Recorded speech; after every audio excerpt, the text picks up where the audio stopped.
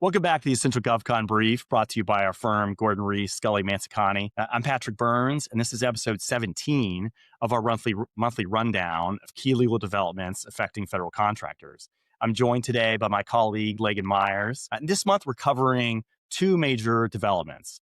The next phase of the Revolutionary FAR Overhaul, including how contractors should navigate deviations, buying guides in the coming formal rulemaking process window, and a new GAO decision involving an impaired objectivity organizational conflict of interest, or OCI, at the Federal Election Commission.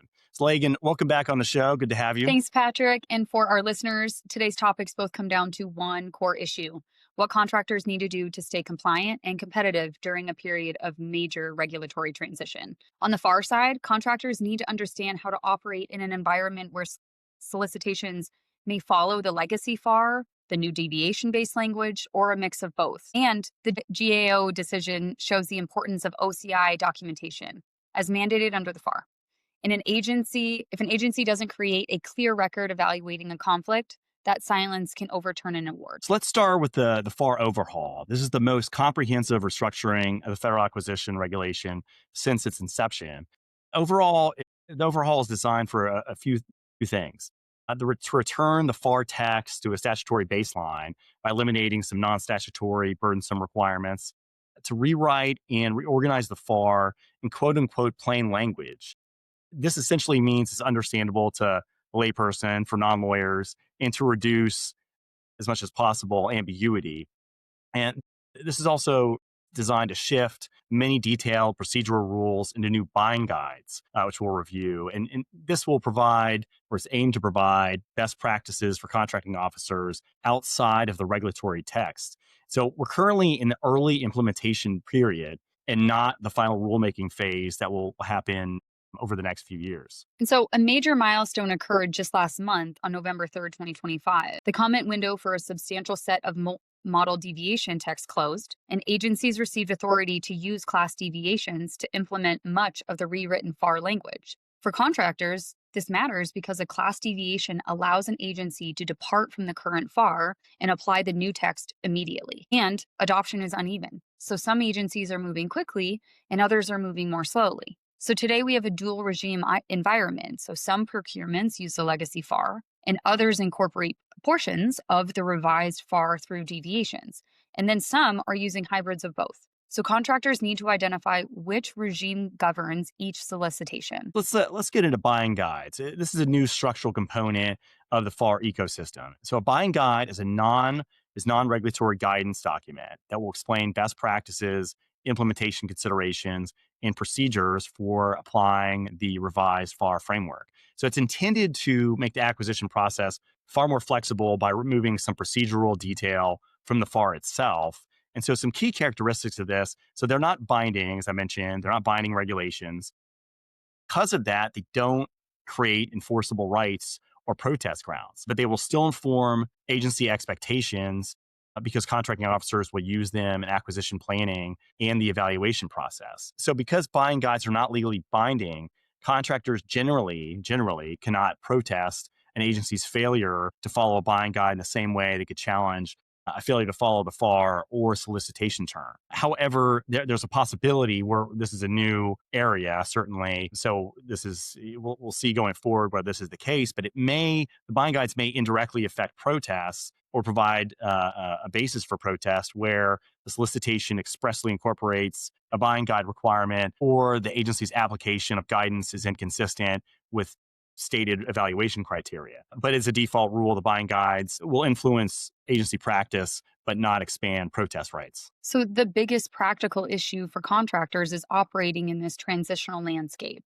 And here's what contractors need to know. Always identify the governing regime, either legacy FAR, revised deviation text, or a combination. Update any proposal templates to reflect the presence of deviation clauses. Reassess subcontractor flowdowns, which may now differ depending on the regime. Train internal teams to spot deviation clauses and understand how buying guides relate to them. You need to monitor agency adoption trends because agencies will not shift to the new framework uniformly.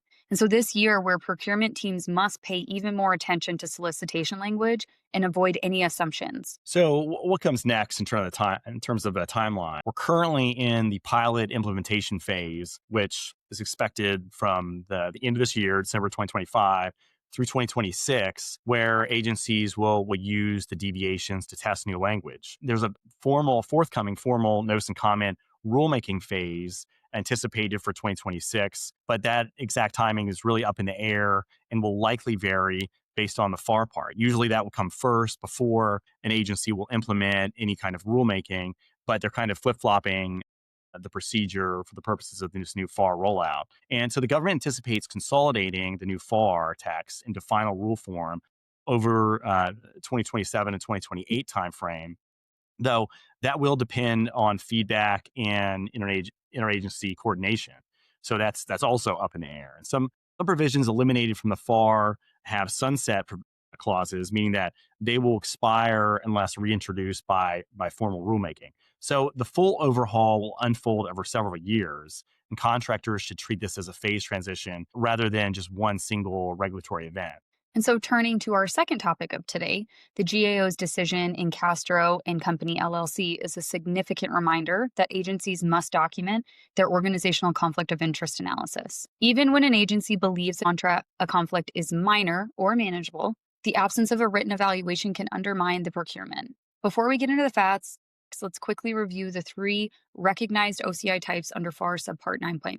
So there are three standard OCI categories. So it's important, I think, when we go through these decisions to review them, so help you have a better understanding of how an OCI applies to a particular set of facts.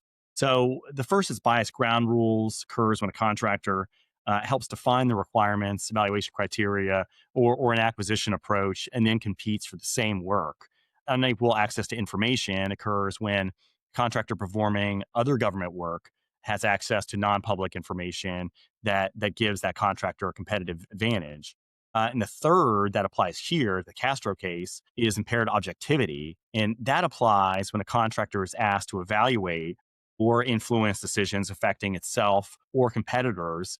The concern is that the contractor cannot render impartial judgment. So here, Castro is an impaired objectivity case. In Castro, the awardee was performing an acquisition support contract for the same office conducting the procurement. The agency itself acknowledged that the relationship could create a conflict, but did not prepare a written analysis, mitigation plan, or an OCI determination. GAO held that the absence of a documentation rendered the agency's decision unreasonable. So why documentation matters. So GAO has been consistent in accordance with the FAR that if the record does not show the agency evaluated the OCI, the GAO treats it as though the agency did not evaluate it.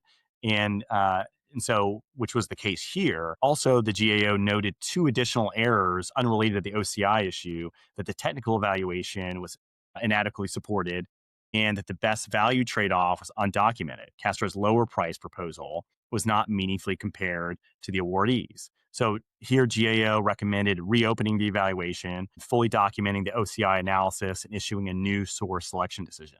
And so here's what contractors need to take away from this case. They need to identify potential OCIs early, especially performing advisory or acquisition support work. Proactively propose mitigation plans. Don't wait for the agency to raise concerns. They need to document their own internal safeguards because agencies may rely on them. If you see a potential OCI involving a competitor, raise it early, preferably during the question and answer period. And understand that even a perception of conflict must be addressed, and the agency must explain its reasoning. In an environment where agencies are stretched thin due to cost cutting, it could increase the number of procurement documentation errors. So that wraps up episode 17 of the Essential GovCon brief. The FAR overhaul is certainly entering a critical implementation phase, and contractors will need to stay alert as agencies transition unevenly to the new framework. And the Castro decision is a reminder that conflicts of interest must be evaluated and documented, even when the agency believes the conflict is manageable. That's something contractors can help the agency navigate proactively rather than risk missing an award and spending money on legal fees on a protest. So thank you for listening. And for more detail, check out our GovCon blog and subscribe to Essential GovCon Brief on Spotify and YouTube. We'll see you next month.